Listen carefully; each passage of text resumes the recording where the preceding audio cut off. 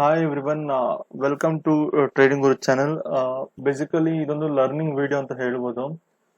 So ಯಾರಾದರೂ stock market ಅಲ್ಲಿ less risk ತಗೊಂಡು ಅಥವಾ ಡೀಸೆಂಟ್ ರಿಟರ್ನ್ಸ್ ನಮ್ಗೆ ಓಕೆ ಅಂದ್ರೆ ನೀವು ಈ ಸ್ಟ್ರಾಟಜಿ ಫಾಲೋ ಮಾಡ್ಬೋದು. ಬಟ್ ಇನ್ನೊಂದು ನೀವೇನ್ ಅರ್ಥ ಮಾಡ್ಕೊಬೇಕು ಅಂದ್ರೆ ಲಾಂಗ್ ಟರ್ಮ್ ಅಲ್ಲಿ ಸ್ಟಾಕ್ ಮಾರ್ಕೆಟ್ ಅಲ್ಲಿ ದುಡ್ಡು ಮಾಡ್ಬೇಕಂದ್ರೆ ನಮಗೆ ಸಿಚುವೇಶನ್ ಅವೇರ್ನೆಸ್ ತುಂಬಾ ಇಂಪಾರ್ಟೆಂಟ್.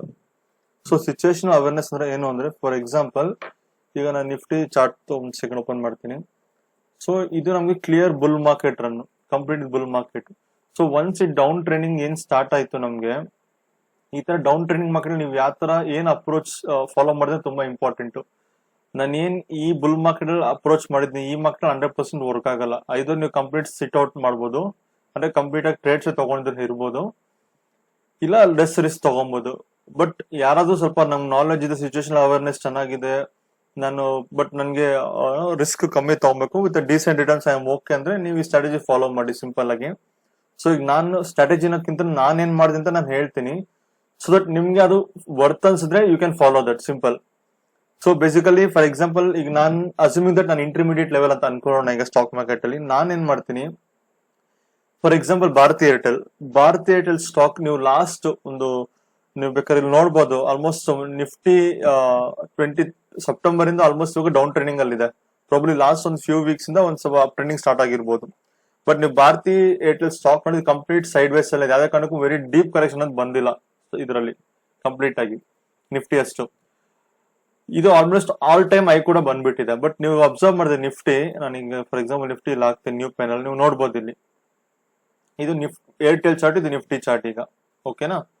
ಸೊ ಇಲ್ಲಿ ನೋಡಿ ಟಾಪ್ ಇಂದ ನಿಮ್ಗೆ ಆಲ್ಮೋಸ್ಟ್ ಒಂದ್ ಸೆಕೆಂಡ್ ಒಂದ್ ಸ್ವಲ್ಪ ಇದು ಮಾಡ್ಕೊಂತೀನಿ ಇನ್ನ. ಸೊ ನೀವು ನೋಡ್ಬೋದು ಇಲ್ಲಿ ಯಾವಾಗ ಏರ್ಟೆಲ್ ನಿಫ್ಟಿ ಬೀಳ್ತಾ ಇದೆ, but Bharat Airtel almost up trending start ಆಗ್ಬಿಟ್ಟಿದೆ ಆಲ್ಮೋಸ್ಟ್. ನಿಮ್ಗೆ ಇಲ್ಲಿ ನಿಫ್ಟಿ ಬಿದ್ರು ಕೂಡ ನಿಮ್ಗೆ ಭಾರತ್ ಏರ್ಟೆಲ್ ಬೀಳ್ತಾ ಇರಲ್ಲ. ಸೊ ಇದು ನಿಫ್ಟಿಗಿಂತ ಕಂಪೇರಿಟಿವ್ ನಿಫ್ಟಿ ಭಾರತ್ ಏರ್ಟೆಲ್ ತುಂಬಾ ಸ್ಟ್ರಾಂಗ್ ಆಗಿತ್ತು. ಸೊ ಈಗ ಬೇಸಿಕಲಿ ನಾನೇನ್ ಮಾಡಿದೆ ಅಂದ್ರೆ ಲಾಸ್ಟ್ ಫ್ಯೂ ಡೇಸ್ ನಾನು ಆಕ್ಚುಲಿ ವೆಕೇಶನ್ ಅಲ್ಲಿ ಇದ್ದೆ, ನಾನು ಈ ಸ್ಟಾಕ್ ತಗೊಳಕ್ ಆಗಿಲ್ಲ, ಏರ್ಟೆಲ್ ನಾನು ಎಂಟ್ರಿ ಮಿಸ್ ಆಯ್ತಿಲ್ಲ. ಬೇಸಿಕಲಿ ನೀವು ನೋಡ್ಬೋದು ಇಲ್ಲಿ ಆಲ್ಮೋಸ್ಟ್ 1778 ನಾನು ಎಂಟ್ರಿ ಲೆವೆಲ್ ಇದ್ದಿದ್ದು, ಬಟ್ ನಾನು ಇದು ಮಿಸ್ ಆಯ್ತು, ತಗೊಳಕ್ ಆಗಿಲ್ಲ. ರೀಸನ್ಸ್ ಸಾವಿರ ಇರುತ್ತೆ ನನ್ಗೆ ಎಂಟ್ರಿ ಆಗಕ್ಕೆ. So but reasons but general ಆಗಿ ಏನ್ ಹೇಳ್ತಾ ಇದೀನಿ ಅಂದ್ರೆ, ಇಲ್ಲಿ ನಾನು ಎಂಟ್ರಿ ಮಿಸ್ ಆಯ್ತು.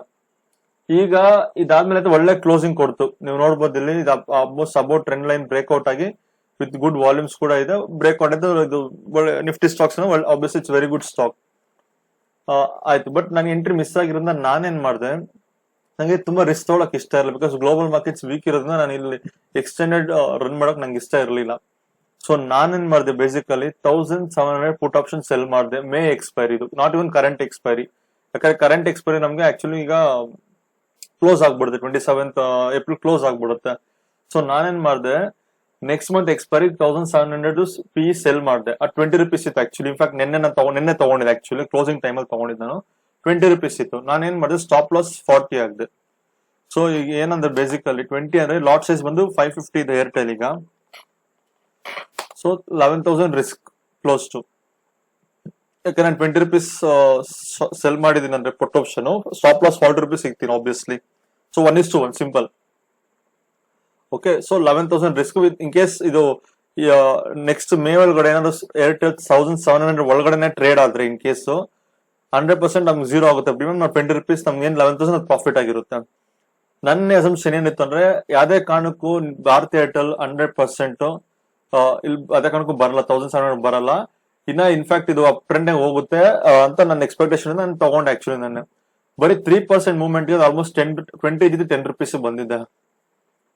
ನಾನು ಬೇಕಾದ್ರೆ ಜಸ್ಟ್ ಓಪನ್ ಮಾಡ್ತೀನಿ ಚಾರ್ಟ್. 1700 ಪುಟ್ ಆಪ್ಷನ್ ಅಲ್ವಾ, ಜಸ್ಟ್ ಎ ಮೂಮೆಂಟ್. ನಾನು ಪ್ಯಾರಲ್ ಓಪನ್ ಮಾಡ್ತೀನಿ ನಿಮ್ಗೆ, ಸೊ ದಟ್ ನಿಮ್ಗೆ ಈಸಿಲಿ ಅರ್ಥ ಆಗುತ್ತೆ ನಾನು ಏನ್ ಹೇಳ್ತಾ ಇದೀನಿ ಅಂತ. ಒಂದ್ second. Bharti Airtel May expiry 1000. ಒಂದ್ second.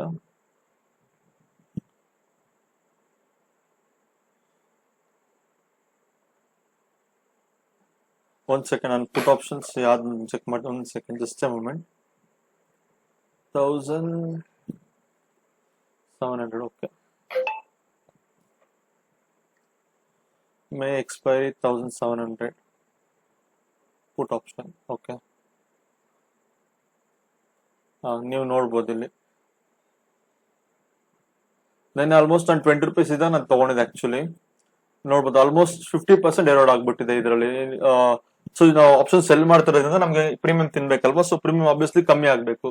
So almost 10 rupees in 10 rupees obviously Nifty somewhere sorry Airtel in case ಏನಾದ್ರು ಇಲ್ಲೇ ಟ್ರೇಡ್ ಆದ್ರೂ ಕೂಡ ಅಟ್ಲೀಸ್ಟ್ ಈ ಟ್ರೆಂಡ್ ಲೈನ್ ವಾಪಸ್ ಬಂದ್ರು ಕೂಡ ನಾನು 100% ಲಾಸ್ ಅಂತೂ ಆಗಲ್ಲ.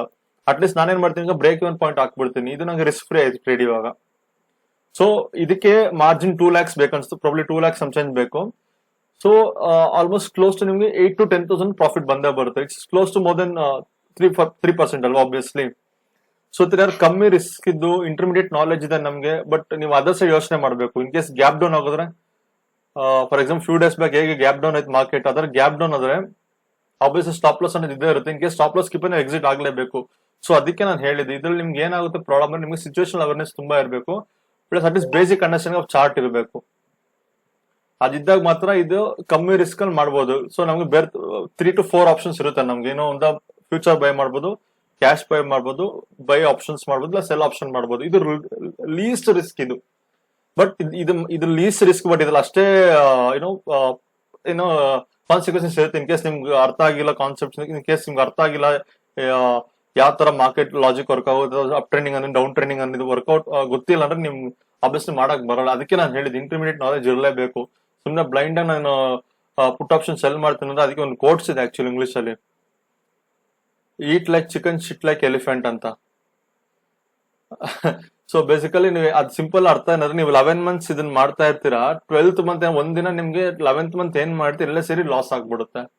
ಬೇಕಾದ್ರೆ ನೀವು ಯಾರೇ ಆಪ್ಷನ್ಸ್ ಎಲ್ಲರ್ಸ್ ಕೇಳಿ ನೋಡಿ, ಅವ್ರ ನಾಲೆಜ್ ಇಲ್ಲ ಅಂದ್ರೆ ಈಸಿಯಾಗಿ ಹೇಳ್ಕೊಟ್ಬಿಡ್ತಾರೆ, ಬಟ್ ಅದು ಇಂಪ್ಲಿಮೆಂಟ್ ತುಂಬಾ ಕಷ್ಟ ಇದೆ. ಅದಕ್ಕೆ ನಾನು ಹೇಳಿದ್ದು ಇಂಟರ್ಮೀಡಿಯೇಟ್ ಬೇಸಿಕ್ ಚಾರ್ಟಿಂಗ್ ಇರಬೇಕು, ಬೇಸಿಕ್ ಚಾರ್ಟ್ ಅಂಡರ್ಸ್ಟ್ಯಾಂಡಿಂಗ್ ಇರಬೇಕು, ಮತ್ತೆ ಸ್ವಲ್ಪ ಬೇಸಿಕ್ ಗೊತ್ತಿರ್ಬೇಕು. ಅಟ್ಲೀಸ್ಟ್ ಸ್ಟಾಕ್ ಮಾರ್ಕೆಟ್ ಸುಮ್ಮನೆ ಯಾರೋ ಹೇಳಿದ್ರು ಪುಟ್ ಆಪ್ಷನ್ ಸೆಲ್ ಮಾಡ್ತೀನಿ, ಕಾಲ್ ಆಪ್ಷನ್ ಸೆಲ್ ಮಾಡ್ತೀನಿ 100% ಆಗಲ್ಲ ಅದು. ಸೊ ನಾನೇನ್ ಮಾಡಿದೆ, ಇದು ನನ್ಗೆ ಈಗ ರಿಸ್ಕ್ ಫ್ರೀ ಆಯ್ತು. ರಿಸ್ಕ್ ಫ್ರೀ ಅಂದ್ರೆ ಏನು, 1720 rupees ಆಪ್ಷನ್ ಸೆಲ್ ಮಾಡಿದೆ, 10 rupees ಬಂದು. ಸೊ 50% ಎರೋಡ್ ಆಗ್ಬಿಟ್ಟಿದೆ ಈಗ ಅದು ಆಲ್ಮೋಸ್ಟ್ ಆಪ್ಷನ್. ಸೊ ನಾನು ರಿಸ್ಕ್ ಫ್ರೀ, ಈಗ ನಾನು ಬ್ರೇಕ್ ಒನ್ ಪಾಯಿಂಟ್ ಹಾಕೊಂತೀನಿ ಈಗ. ಸೊ ನಾನೇನ್ ಮಾಡಿದೆ ಪ್ಯಾರಲಲ್ಲಿ, ನೆಕ್ಸ್ಟ್ ಏನ್ ಮಾಡಿದೆ, ಬಜಾಜ್ ಫಿನಾನ್ಸ್ ಅಲ್ಲಿ ಅದೇ ಮಾಡಿದೆ ನಾನು ಇವತ್ತು. ಇನ್ಫ್ಯಾಕ್ಟ್ ನಾನು ಬಜಾಜ್ ಫಿನಾನ್ಸ್ ಆಲ್ಮೋಸ್ಟ್ 8600 ಪುಟ್ ಆಪ್ಷನ್ ಸೆಲ್ ಮಾಡಿದ್ದೀನಿ. ಇದು ರಿಸಲ್ಟ್ಸ್ ಬೇರೆ ಬರ್ತಾ ಇದೆ. ಸೊ ಇದು ಕೂಡ ಅಪ್ ಟ್ರೆಂಡಿಂಗ್ ಆಗಿದೆ. ಅಭ್ಯಾಸ ನಾನು ಆಂಟಿಸಿಪೇಟ್ ಮಾಡ್ತಿದ್ದೀನಿ ಬ್ರೇಕ್ಔಟ್. ಇನ್ ಕೇಸ್ ಬ್ರೇಕ್ಔಟ್ ಆಗಿಲ್ಲ ಅಂದ್ರೆ ಇಟ್ಸ್ ಓಕೆ ಫೈನ್. ನಾನು ಪುಟ್ ಆಪ್ಷನ್ ಸೆಲ್ ಮಾಡೋದ್ರಿಂದ ನಂಗೆ ಅಷ್ಟೊಂದು ರಿಸ್ಕ್ ಇರಲ್ಲ. ಒಂದು ಫ್ಯೂ ಡೇಸ್ ವೆಯ್ಟ್ ಮಾಡ್ತೀನಿ, ನಾನು ಅನ್ಕೊಳ್ಳಂಗೆ ಆಗಿಲ್ಲ ಅಂದ್ರೆ ಆಬ್ವಿಯಸ್ಲಿ ಎಕ್ಸಿಟ್ ಮಾಡ್ತೀನಿ ನಾನು. So that's not A problem. So ಈ ತರ ಯಾರಾದ್ರೂ ರಿಸ್ಕ್ ಕಮ್ಮಿ ತಗೊಂಡು ಸ್ವಲ್ಪ ಮಾರ್ಕೆಟ್ ಅಂಡರ್ಸ್ಟ್ಯಾಂಡಿಂಗ್ ಚೆನ್ನಾಗಿದೆ, ನಾನು ಮಂತ್ಲಿ ಇಷ್ಟು % ರಿಸ್ಕ್ ತಗೊಂಡ್ ಮಾಡ್ತೀನಿ ಅಂತಂದ್ರೆ ಮಾತ್ರ ಮಾಡ್ಬೇಕು. ಸುಮ್ಮನೆ ಬ್ಲೈಂಡ್ ಆಗಿ ಮಾತ್ರ ಮಾಡಕ್ ಹೋಗ್ಬೇಡಿ. ಇನ್ ಕೇಸ್ ಡೌಟ್ಸ್ ಇದ್ರೆ ಮೆಸೇಜ್ ಮಾಡಿ, ಕಮೆಂಟ್ಸ್ ಮಾಡಿ, ಡೆಫಿನೆಟ್ಲಿ ನಾನು ರೀಚ್ ಔಟ್ ಮಾಡಿ. Thank you so much. Have a good